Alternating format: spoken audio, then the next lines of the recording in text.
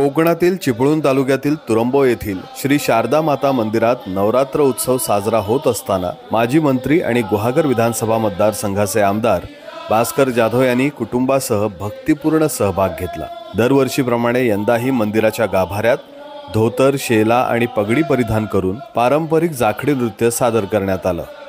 यामध्ये जाधव यांच्यासह त्यांचे दोन्ही चिरंजीव, पुतणे, भाचे तसंच ग्रामस्थ मोठ्या उत्साहानं सहभागी झाले। राजकीय व्यस्ततेमुळे कुठेही असले तरी भास्कर जाधव हे या उत्सवात न चुकता उपस्थित राहतात। त्यांनी सांगितलं, कितीही महत्त्वाचं काम असलं तरी देवीच्या चरणी लीन होण्यासाठी मी दरवर्षी या उत्सवात सामील होतो।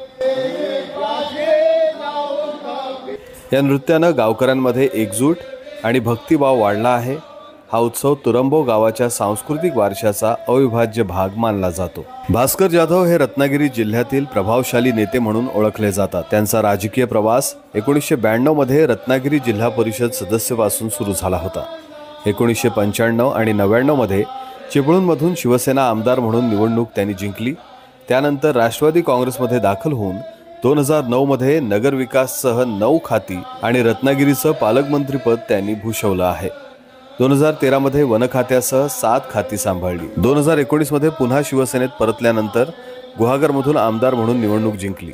सध्या ते शिवसेना उद्धव बाळासाहेब ठाकरे पक्षाचे प्रमुख नेते असून संपूर्ण राज्यातील महत्त्वाच्या विषयांवर परखडपणे भूमिका मांडताना दिसतात। मुश्ताक खान, माय कोकण, चिपळूण, रत्नागिरी।